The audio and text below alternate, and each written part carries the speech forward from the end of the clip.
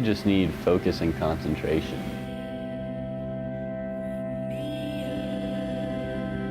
As long as you can focus and concentrate, everything that you need will come. When you're in that space, there's rarely anything negative.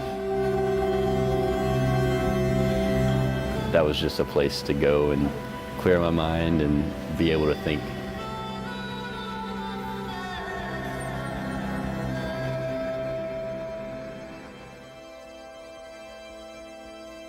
It's much more prevalent out west, but it's just now starting to come over to the east side of the country, and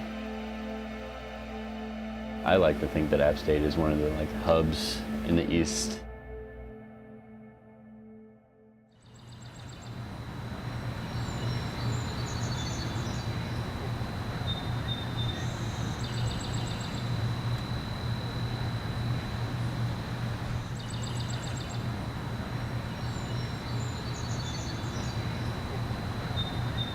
From what I understand, it's one word.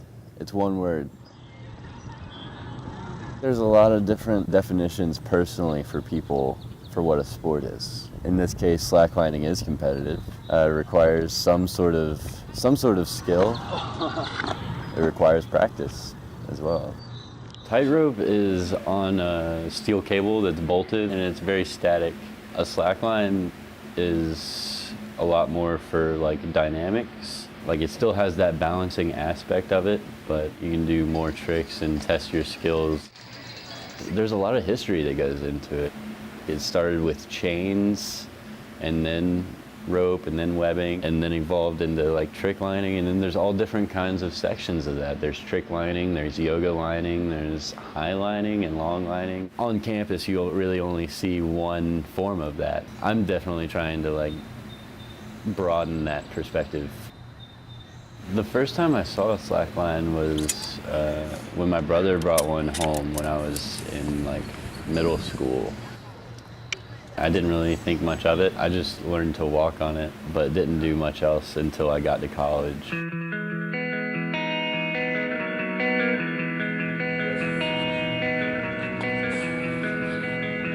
I don't know if I would have made it through freshman year without slacklining, just because of the people that I knew.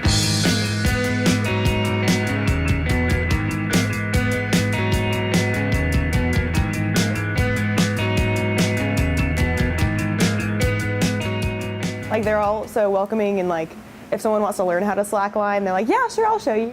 The community is really positive. If you mess up, then people just try and help you with maybe you should try doing this instead.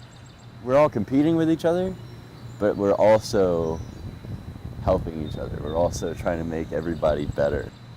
I can go back to my room and watch slacklining videos all day, but I'm never going to get the motivation to try new tricks unless there are people in front of me or right behind me.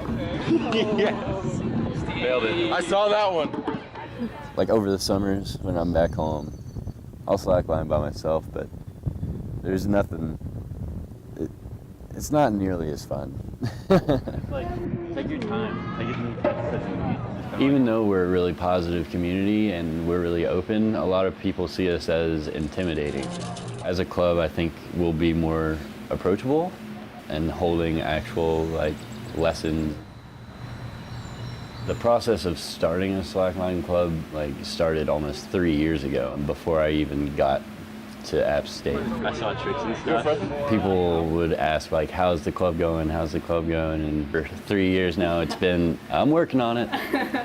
Slackliners are notorious for being slackers.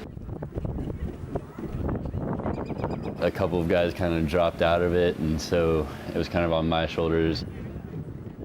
I enlisted the help of another person, Patty. We finally got everything edited and got it submitted and re-edited, and it just got approved last week. Awkward turtle. It's so much fun when you start really getting comfortable in that community, and you start being able to just see a shadow on the ground just by the way that it's moving. You can tell who it is. One day we actually went around, and every time somebody got on the slack line, we tried to come up with their slacklining spirit animal. Elliot was kind of like a cat. He would kind of like, his hands and feet would like go beneath him and his back would arch. Carter, we called him a polar bear because he moves very slowly, very static. I think that's the climber in him. People call me a crane. Very balance oriented, I think. I can get some air, but I also do a lot of static stuff too. I can like go from dynamic to static very quickly. I'm kind of at a plateau. My tricks need to start involving more spins and possibly flips and stuff, but due to like mental blocks, I have a fear of like hurting myself doing those things. The worst that's ever happened, I was surfing and I fell off and broke my rib and hit my head on a root. It took like a week or two of just kind of taking it easy, and then I was back on the line.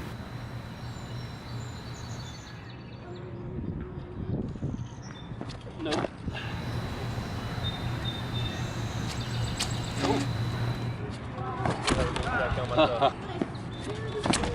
That was super close. Oh man. That was it.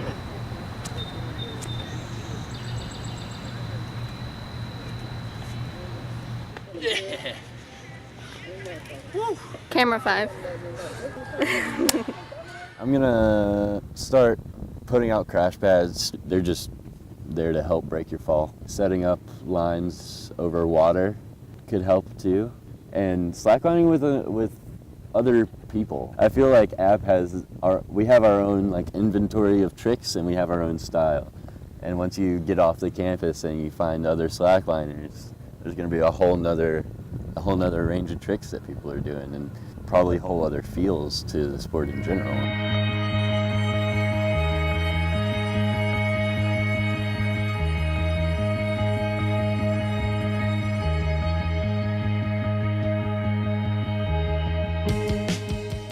A lot of times when someone's on the slack line and they're learning, you have to tell them just to slow down and breathe. And that's how I try to take things in my life too.